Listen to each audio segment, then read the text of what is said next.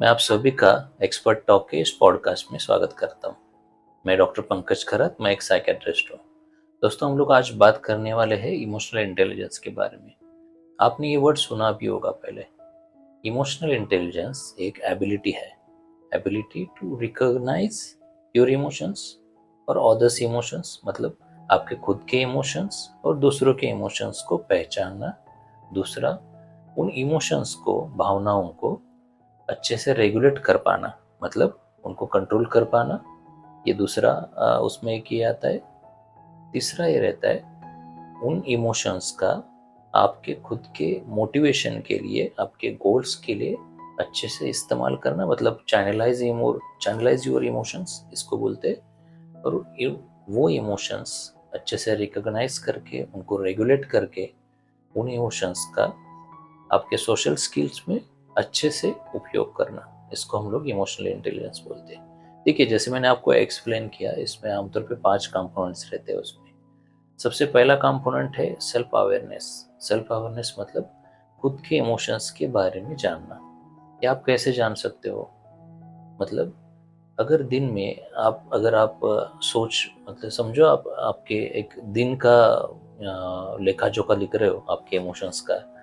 तो दिन में एक कोई ऐसा इंसिडेंट होता है जहाँ पे आप गुस्सा हुए हो, आपको बहुत सैड लगा हो, या फिर कोई भी ऐसा इमोशन हो, तो वो इमोशन जो आपको वल्नरेबल करता है और जो आपकी लाइफ में आपको ऐसे लगता है कि उसको रेगुलेट करना है, ऐसे इमोशंस के बारे में आपके जर्नल में लिखना, ये उसका पहला स्टेप है। Awareness about your emotions. आपके इमोशंस के बारे में अगर आपको अवेयर होना है, तो उस इमोशन के बारे में आपको लिखना पड़ेगा। लिखना है मतलब क्या लिखना है? तो क्या ऐसी चीज़ें थी, क्या ऐसे ट्रिगर्स थे जिनकी वजह से वो इमोशन ओरिजिन हुआ और इमोशन आपके में आ गया वो? तो उन ट्रिगर्स के बारे में आपको लिखना है। उन ट्रिगर्स के बारे में जैसे आप लिखते जाओगे, आप अपने आप अवेयर होते जाओगे, ये ट्रिगर्स को अवॉइड कैसे करना है।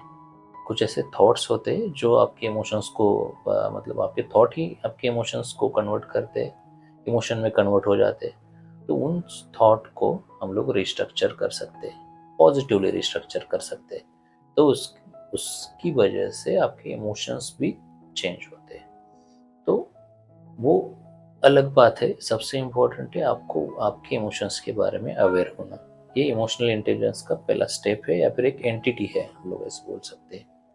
दूसरी एंटिटी इसमें आएगी रेगुलेशन ऑफ योर इमोशंस, और सेल्फ रेगुलेशन ऐसे बोलते हैं। आमतौर पे इसमें इम्पोर्टेंट कंपोनेंट आता है इम्पल्सिविटी का।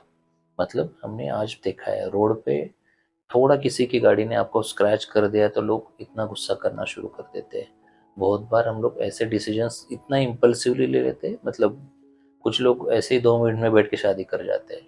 कुछ लोग ऐसी चीज़ें खरीद लेते हैं जो उनको खरीदना भी नहीं होता है।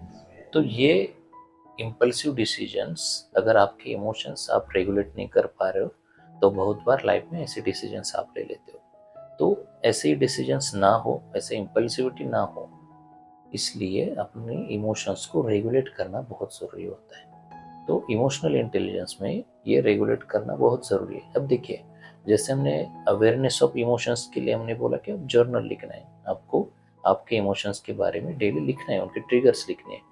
वैसे ही अगर आपको आपके इमोशंस को रेगुलेट करना है, तो सबसे इम्पोर्टेंट चीज़ है माइंडफुलनेस। माइंडफुलनेस ये एक प्रैक्टिस है। प्रैक्टिस मतलब ये प्रैक्टिस है। इसको कैसे करना है? माइंडफुलनेस मतलब आपको हमेशा प्रेजेंट में रहना होता है। आपको आपके पास्ट के थॉट्स के बारे में नहीं सोचना है, ना कि आपको आपके फ्यूचर के प्लान्स के बारे में सोचना है। आपको बस प्रेजेंट में रहना है। इतना ही माइंडफुलनेस का एक सिंपल मीनिंग है। तो ये माइंडफुलनेस की प्रैक्टिस से क्या होगा? बहुत बार क्या होता है ना, हम लोग जो ये डिसीजंस लेते हैं, इम्पल्सिव डिसीजंस, या फिर जो इम्पल्सिविटी रहती है, बहुत बार ये आपके प्रीवियस एक्सपीरियंसेस की वजह से होती है। मतलब बहुत बार वो एक्सपीरियंसेस, मतलब जो भी आप अभी एक्सपोज हो, जो भी आप कुछ इवेंट अभी ये कर रहे हो, एक्सपीरियंस कर रहे हो, वैसा ही इवेंट, वैसी ही घटना अगर पहले हुई है, मतलब आपकी लाइफ में पास्ट में हुई है, तो आप क्या होते हो, उसके हिसाब से आप फटाक से डिसीजन लेके ये हो जाते हो, मतलब फटाक से डिसीजन ले लेते हो।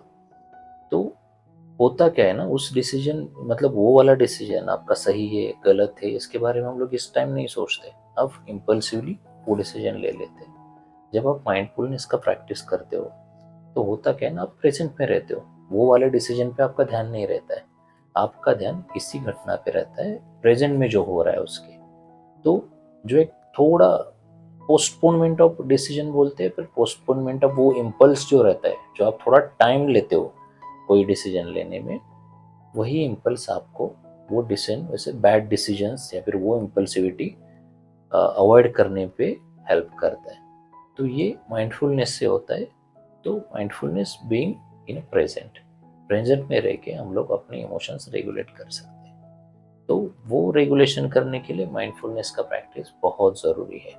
तो दोस्तों, हमने सेल्फ अवेयरनेस के बारे में बात की, हमने अपने रेगुलेशन ऑफ इमोशंस के या फिर सेल्फ रेगुलेशन ऑफ इमोशंस के बारे में बात की। तीसरा सबसे इम्पोर्टेंट कंपोनेंट इसमें आता है अदर लोगों के इमोशंस। मतलब जैसे आप आपके इमोशंस रिकॉग्नाइज करना, उनको रेगुलेट करना, कंट्रोल करना चाहते हो, वैसे ही आपको दूसरों के इमोशंस भी अच्छे से रिकॉग्नाइज होने चाहिए, आपको उनको भी अच्छे से समझना चाहिए। इसमें सबसे इम्पोर्टेंट क्या आता है, एम्पैथी। जब आप अच्छे से दूसरों के इमोशंस समझते हो तो आप अच्छे से उनको रिएक्ट भी कर सकते हो, ना कि उनके इमोशंस को मतलब निगेटिवली ले लोगे। तो जितना आप अच्छे से उनके इमोशंस समझोगे उतना आप एम्पैथेटाइज हो जाओगे उनसे। तो ये बहुत ज़रूरी चीज़ है। मतलब आप किसी कंपनी में लीडर हो, आप कहीं पे आप दोस्त के साथ बात कर रहे हो जिसका भी कुछ रिसेंटली कुछ बैड हुआ है उनके साथ, कुछ रिलेटिव्स की डेथ है, कुछ ब्रेकअप हुआ है, बहुत सारे ऐसे इंसिडेंट्स होते हैं जिनमें उनको आपके सांत्वना की ज़रूरत होती है, आपके सपोर्ट की ज़रूरत होती है। तो जब आप उनके इमोशंस अच्छे से समझ सकते हो, तब जाके आप उनको आप अच्छे से एम्पैथाइज कर सकोगे। तो इसलिए दूसरों के इमोशंस समझना बहुत ज़रूरी है। तो ये तीसरा कंपोनेंट हो गया। देखिए, चौथा कंपोनेंट ये है, चौथा रहता है मोटिवेशन। मोटिवेशन मतलब आपके इमोशंस का, आपके गोल्स, जो आप गोल सेट करते हो और गोल के पीछे आप पूरे लाइफ, हम लोग गोल के पीछे ही रहते हैं। तो उन गोल के पीछे जाने के लिए जो एक मोटिवेशन लगता है, वो मोटिवेशन आपको आपके इमोशंस की वजह से होता है। जब आप आपके इमोशंस अच्छे से पहचानने लगोगे, उनको रेगुलेट कर सकोगे, तो आप क्या कर सकते हो, वही इमोशंस को अच्छे से आपकी गोल की तरफ चैनलाइज कर पाओगे। वरना इधर उधर भटकते रहते। तो उससे अच्छा है कि आप अच्छे से चैनलाइज करोगे और आप प्रॉपर मोटिवेट होके आपके गोल की तरफ आगे बढ़ोगे। तो इमोशनल इंटेलिजेंस का ये चौथा कंपोनेंट है। और सबसे इम्पोर्टेंट पांचवा कंपोनेंट है सोशल स्किल्स। इमोशनल इंटेलिजेंस के जो भी हम लोगों ने अभी कंपोनेंट्स डिस्कस किए, खुद के इमोशंस, दूसरों के इमोशंस, दोनों को अच्छे से पहचानना, रेगुलेट करना। और जब आप ये पहचान सकोगे, रेगुलेट कर सकोगे, तो वो इमोशंस को आप इन्फ्लुएंस भी कर सकोगे। तो इससे क्या होता है, आपके जो भी रिलेशंस रहेंगे, आपके कलीग्स है, आपके घर वाले हैं, आपके दोस्त है, आपके स्पाउस है, वो आपका स्पाउस रहेगा, तो ये वाले रिलेशंस रहेंगे या फिर बिजनेस कनेक्शंस रहेंगे। तो ये कनेक्शंस, ये रिलेशनशिप आप अच्छे से मेंटेन कर पाओगे जब आप उनके इमोशंस को और आपके इमोशंस को अच्छे से पहचानोगे।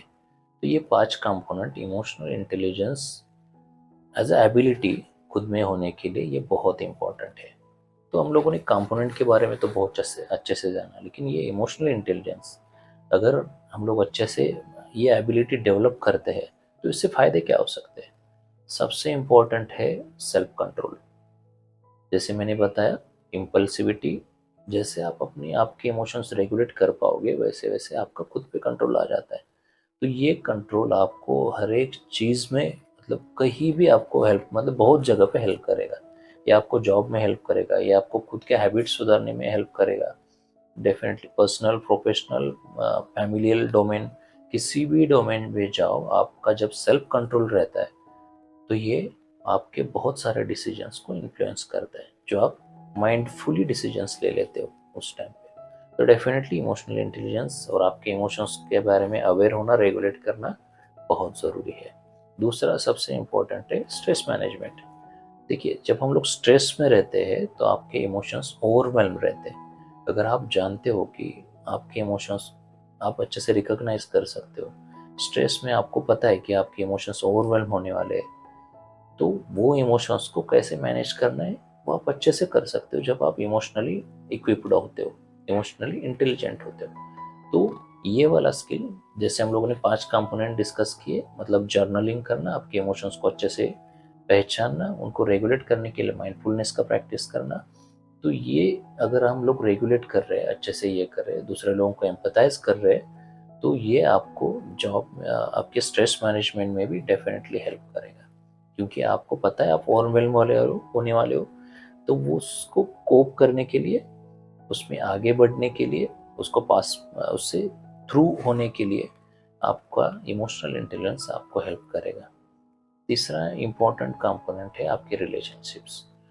हमने डिस्कस किया कि हम लोग दूसरों के इमोशंस भी अच्छे से पहचानने वाले हैं, उनको भी रेगुलेट करने वाले हैं, उनको एम्पैथाइज करने वाले हैं। तो डेफिनेटली किसी भी रिलेशनशिप में बहुत ज़रूरी होता है एक्टिव लिसनिंग, जो हम लोग बोलते हैं कि किसी भी कम्युनिकेशन का और रिलेशनशिप का कंपोनेंट होता है। आप अगर इमोशंस को अच्छे से पहचानने लगोगे तो आप अच्छे से लिसन भी कर पाओगे उनको। आप वो अगर अच्छे से हो जाएगा तो कोई भी रिलेशनशिप परमानेंट रहेगा, लॉन्ग टर्म रहेगा और डीपली आप कनेक्ट रहोगे उनसे। तो ये कोई भी रिलेशनशिप होता है, बिजनेस रिलेशनशिप होता है, आपका घर का पर्सनल रिलेशन रहेगा, कलीग्स रहेंगे, तो ये नेटवर्क ऑफ रिलेशनशिप रहता है, ये कनेक्शन रहता है, वो आपका डीप होता जाता है उसकी वजह से। तो हम लोगों ने 3 चीज़ें डिस्कस की। सेल्फ कंट्रोल, उसकी वजह से आपके डिसीजंस बहुत अच्छे से हो जाएंगे। दूसरा स्ट्रेस मैनेजमेंट, यस बहुत अच्छे से हमें फ़ायदा होगा उसमें। तीसरा रिलेशनशिप्स और कनेक्शंस, इसमें हमें डेफिनेटली इसका फ़ायदा होगा। चौथा सबसे इम्पोर्टेंट ये है इसका फ़ायदा इमोशनल इंटेलिजेंस का, कि जब आप अच्छे से आपके इमोशंस अच्छे से ये कर पाते हो, तो बहुत सारे कॉन्फ्लिक्ट्स रहते हैं। मतलब प्रोफेशनल लाइफ के बारे में जब हम लोग सोचते हैं, तो एज अ लीडर अगर आप वहाँ पे हो, अगर बहुत बार हम लोग ये बोलते हैं कि लीडर मतलब ऐसा नहीं है कि आप किसी 10-15 लोगों को या फिर 20-25 लोगों को, 100 लोगों को आप जब तक मतलब एज अ मैनेजर काम करोगे तभी आप लीडर होगे। लीडर तो 2 लोगों के भी साथ रह के आप बन सकते हो।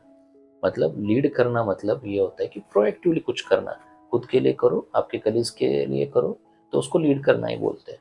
तो जब आप ये कब कर सकते हो एज अ लीडर, जब आप वहाँ पे काम कर रहे हो, तो आपके टीम मेंबर्स के इमोशंस को समझना, उनके कॉन्फ्लिक्ट्स को समझना, उनके कुछ इश्यूज रहेंगे तो उनको समझा के उस पर रिएक्ट करना, ये सारी चीज़ें आपको इमोशनल इंटेलिजेंस सिखाता है। अगर ऐसा एनवायरनमेंट आपके यहाँ पे रहेगा कि आपका बॉस, मतलब आपके एम्प्लॉय अगर सोचेंगे कि मेरा बॉस मेरी सुनता है, मेरे कंसर्न्स को सुनता है, उस पर काम करता है, वो मुझे मोटिवेट करता है, तो वो जॉब का एनवायरनमेंट कितना सही एनवायरनमेंट रहेगा। तो अगर एज ए एम्प्लॉय भी अगर आपको वहाँ पे काम करना है और एज ए बॉस या फिर लीडर आपको वहाँ पे काम करना है, तो इमोशनल इंटेलिजेंस का होना बहुत ज़रूरी है।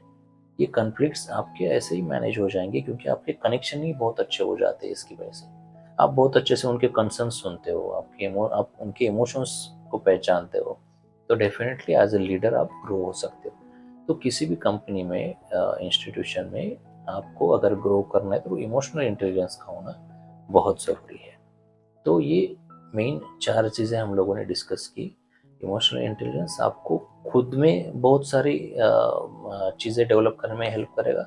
सेल्फ कंट्रोल रहेगा, आपके इमोशंस अगर आपको पता है, तो बहुत सारी चीज़ें जैसे हम लोग आज भी सुनते हैं कि आप अगर आपके इमोशंस कंट्रोल कर पाते हो, तो बहुत सारे ऐसे लॉन्ग टर्म क्रॉनिक डिसीजेस भी है, इमोशनल इश्यूज भी रहते हैं, या फिर हाइपरटेंशन, डायबिटीज़, इसके जैसे स्ट्रेस की वजह से आने वाले भी इश्यूज रहेंगे, क्रॉनिक इश्यू हम लोग बोलते हैं।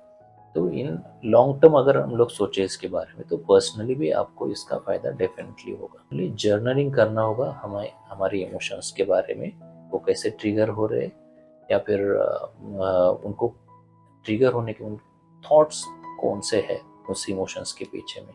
और मैं उन इमोशंस की बात कर रहा हूँ जो इमोशंस आपको डिस्टर्ब करते हैं। तो उनका जर्नलिंग करना, साथ में माइंडफुलनेस की प्रैक्टिस करना, हमेशा प्रेजेंट रहने की कोशिश करना, ये चीज़ें डेफिनेटली आपको हेल्प करेगी। तो इमोशनल इंटेलिजेंस के बारे में हमने जो भी डिस्कस किया, अगर आपको इसके बारे में और जानना है, इसके बारे में कुछ और क्वेश्चंस है, तो डेफिनेटली आप कमेंट्स में डेफिनेटली आप पूछ सकते हैं।